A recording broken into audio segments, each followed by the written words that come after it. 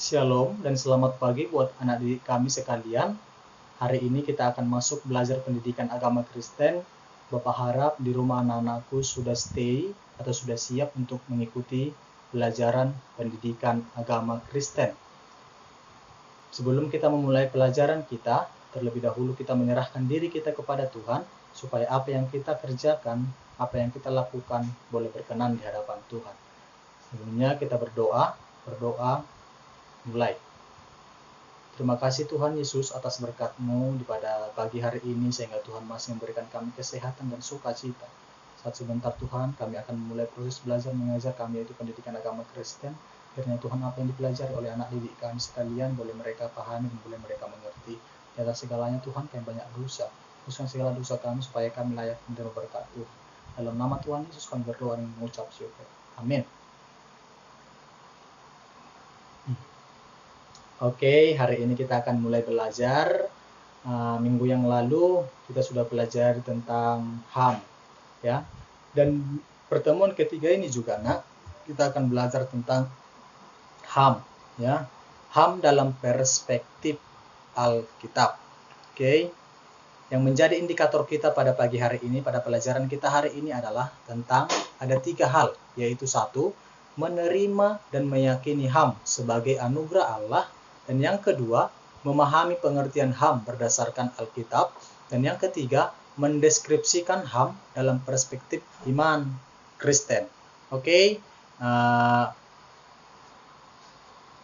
Yang menjadi tujuan pembelajaran kita hari ini, ada 3 poin juga. Pertama, memahami tugas dan tanggung jawab remaja Kristen yang dalam mewujudkan hak asasi manusia. Dan yang kedua, memahami pengertian HAM berdasarkan Alkitab. Yang ketiga, memahami citra Allah pada manusia. Selanjutnya, HAM adalah hak-hak yang paling asasi yang melekat pada diri manusia, yang melekat secara kodrat pada diri manusia. Oke, HAM di sini bersifat fundamental atau sangat mendasar. Yang kedua, universal, berlaku pada manusia di mana saja tanpa membedakan usia, suku, dan lain-lain. Selanjutnya, yang dimaksud dengan fundamental adalah bahwa HAM telah ada pada diri manusia sejak ia di dalam kandungan sampai ia mati. Hak itulah yang justru menunjukkan dia adalah manusia yang memiliki harkat dan martabat. Yang kedua, pengertian universal mengandung makna bahwa HAM berlaku bagi setiap manusia di seluruh dunia tanpa membedakan usia, jenis kelamin, suku, bangsa, etnis, agama, warna kulit, dan perbedaan-perbedaan lainnya. Begitu jelas ya materi kita hari ini tentang HAM atau hak-hak asasi yang melekat pada diri kita manusia. Oke. Selanjutnya, HAM di dalam perspektif iman Kristen. HAM dalam perspektif teologi Kristen berbicara tentang hak asasi manusia. Dari perspektif teologi Kristen perlu mengakui kedua dimensi hak asasi manusia, yaitu dimensi dan historisnya. Perspektif iman Kristen tentang hak asasi manusia dapat dilihat melalui 2 sisi, yaitu mengkaji dari sudut iman secara teknologi Kristiani, apa, mengapa, dan bagaimana hak asasi manusia berlaku universal bagi setiap orang di semua tempat. Dan yang kedua, meletakkan upaya tersebut di dalam rangka upaya bersama seluruh umat manusia mengusahakan yang terbaik bagi setiap orang dan semua orang sesuai dengan hak-hak asasinya sebagai manusia. Hak asasi manusia juga adalah suatu hal, perumusan yang hak asasi manusia adalah suatu hal yang lain. Oke, di sini hak di dalam perspektif iman Kristen ya ya, ada 2 poin. Oke, begitu jelas ya ya. Selanjutnya, kedaulatan Allah yang universal.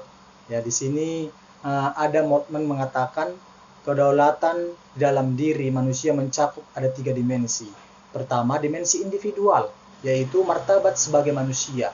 Yang kedua, dimensi sosial, hidup kebersamaan dengan manusia lain. Dan dimensi futurologisnya, oke, kesempatan untuk memiliki masa depan. Oke, pelanggaran HAM juga di sini adalah karena adalah pelanggaran terhadap hak asasi manusia Allah sendiri. Jangan ada padamu Allah lain di hadapanku. Keluaran 20 ayat 3. Ya, banyak sekarang manusia-manusia yang menyembah berhala, ya, tidak menyembah Tuhan, ya, menomor duakan patung-patung, menyembah yang segala macam. Tetapi lewat pelajaran kita adalah itu adalah salah satu pelanggaran HAM. Ya, jangan pernah menyembah Allah lain. Ya, jangan ada padamu Allah lain kecuali aku, kata Tuhan. Oke, selanjutnya, hak-hak tersebut mengimplikasikan kewajiban. Artinya, hak saya untuk bebas dan bermartabat, kebebasan dan martabat orang dengan orang lain. Dan yang kedua, hak saya untuk berkomunikasi. Ya, berkomunikasilah dengan orang lain selayaknya dan seperlunya. Oke, hak saya untuk alam ciptaan mengaplikasikan kewajiban saya untuk memelihara kelestarian lainnya. Oke, Tuhan menciptakan isi dunia ini selama 6 hari. Manusia diciptakan pada hari ke-6. Kenapa kita pada hari ke-6 ya, Nak? Karena supaya kita bisa menjaga dan melestarikan semua ciptaan Tuhan. Dan yang keempat, hak saya atas masa depan. Oke, kamu dikasih untuk hak masa depan, yaitu tergantung kamu sendirinya, ya.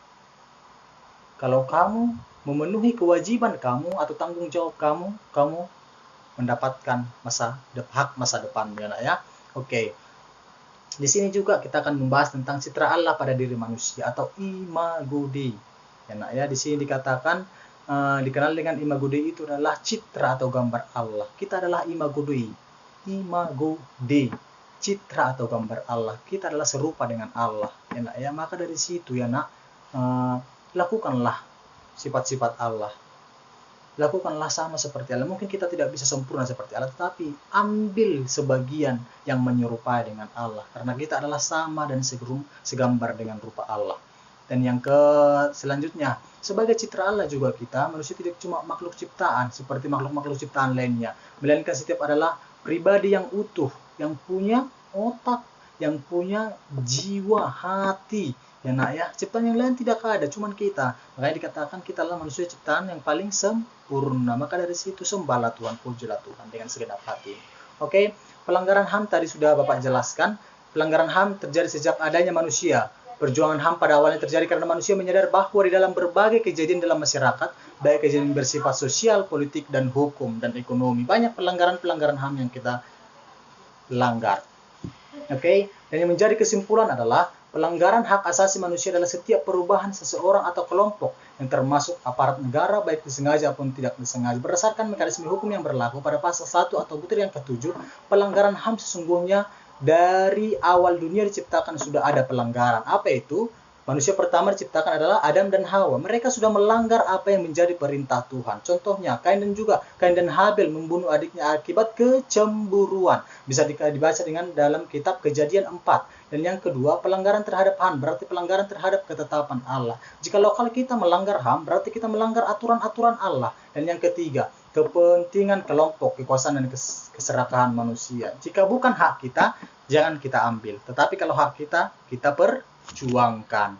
Oke, sekian dan terima kasih pada materi kita hari ini. Tuhan Yesus memberkati. Mudah-mudahan materi kita hari ini boleh anak-anakku mengerti dan boleh anak-anakku pahami. Tolong dipelajari di rumah. Kalaupun belum mengerti sekali, boleh dibaca materi Bapak nanti ya, Nak, ya, diulang kembali. Dan soal-soal nanti akan Bapak kasih lewat materi kita hari ini. Sebelum kita menutupnya, kita bersatu di dalam doa. Terima kasih Tuhan Yesus yang baik, hari ini kami sudah selesai belajar pendidikan agama Kristen. Kiranya Tuhan apa yang dipelajari oleh anak didikku sekalian, boleh anak-anakku mengerti dan boleh anak-anakku pahami. Saat sebentar kami akan melakukan segala kegiatan aktivitas kami, Tuhanlah yang memberkati. Dalam nama Tuhan Yesus, kami berdoa dan bersyukur kepadamu. Amin. Oke, jaga kesehatan, semangat belajar. Tuhan Yesus memberkati kita.